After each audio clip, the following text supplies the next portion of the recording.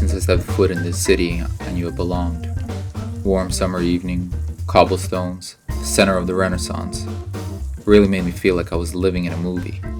And ever since then, I made a promise to myself. Whatever you do, make it worth telling. All the greats had one thing in common. They all had their cafe spot. Same table, same drink, same ritual. That's where the genius met them. Before he was a household name, Guy Ritchie wrote his movie, Lock, Stock, and Two Smoking Barrels, on a series of napkins in bars and cafes that probably don't exist anymore. I like to have my early and slow mornings. Nothing can ruin your day as much as waking up on the wrong foot. Take them seriously, because the way you start your morning is the way you hold your day. I was always one to sleep in until late, and time slipped away. There's so much to be achieved in a day. I wake up early, I do my ritual, I step outside and grab a coffee in my favorite spot, where sometimes ideas come alive, and that's the magic of routine. You create a place in your mind where ideas can find you. I don't go there because it's the best coffee in town. I go there because the baristas remember my name, and simply because it's my spot. And like my mentor once told me, you can't ruin a day if you pray, be cool, give, live, and repeat. Training has always been a part of my life. I remember my grandfather teaching me how to climb rope at 6 years old in the park. I was the only kid on the block who could do it.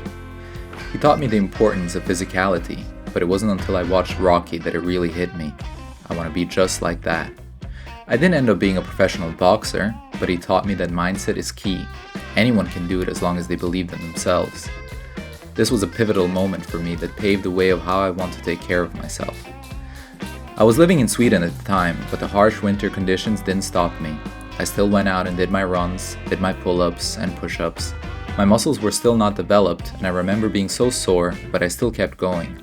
In my mind, I couldn't let my idols down. I signed up to my first gym at 15 years old, right after the school year ended. For that whole summer, I had a South African ex-rugby player teach me the ropes. In school, I wasn't the popular kid. I'd get made fun of, but the training is what set me apart. When the new school year started, I came back stronger. I wasn't a victim anymore. I took control. I started getting more respect. I was different. I was committed to my training. Fast forward to my life now, and nothing's changed. I continue to train and push myself. It gives me a peace of mind, and it fuels my motivation to achieve and do more. Ultimately, what training has taught me is that I am capable of overcoming my mental barriers. I believe everyone needs a creative outlet. Albert Einstein once said, "Creativity is intelligence having fun." For me, that outlet has always been filming. There's a nostalgia to 90s movies that marked me ever since I was a kid. The vibrant colors, the raw dialogue, the aesthetic of that era. I was 6 when I started my DVD collection. Back then, I'd watch Scarface, The Godfather, and other gangster films on repeat. Growing up without my father, my role models became the men I saw in movies. When I watched Casino Royale for the first time, I made my mom call me James for a whole week. James Bond taught me to be mannered and suave, elegant yet quietly confident. Bruce Wayne taught me humility, that strength can be silent and generosity doesn't need applause. Those characters shaped my idea of what it means to be a man. And truthfully, part of who I am today is because of them. I carry their values in how I live and in everything I create. Every day, I take some time to make something. Film, writing, painting. It doesn't matter if I'm no expert. I like to break the rules. I create to express myself and not let others write my story. Let this be a reminder. You can't use up creativity. The more you use, the more you have.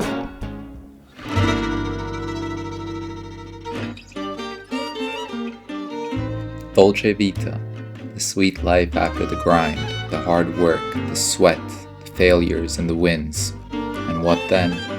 What's left when you've got it all? When you're alone with yourself? Maybe this is what it's all about in the end. Not the trophies, not the kind of success you measure in things, but this. Mornings that start with love, not alarms. A laugh you didn't expect. Making someone else's day. A moment where time doesn't feel like it's running out. Gelato? Sure, why not? Where are we going? Anywhere you want. Those moments you don't overthink. You just feel. I used to think freedom meant doing whatever I wanted.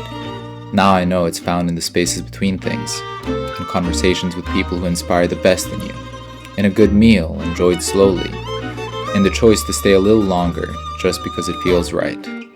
Ultimately, it's about having time and spending it well.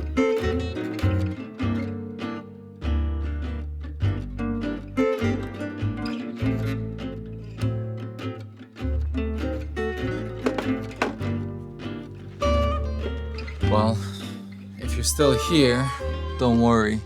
I won't be holding you for much longer. If there's one thing I learned from this place, it's that happiness comes from appreciating the small things in life. As the Italians would say, dolce fare niente, the sweetness of doing nothing. Now let me ask you this. What are you really chasing?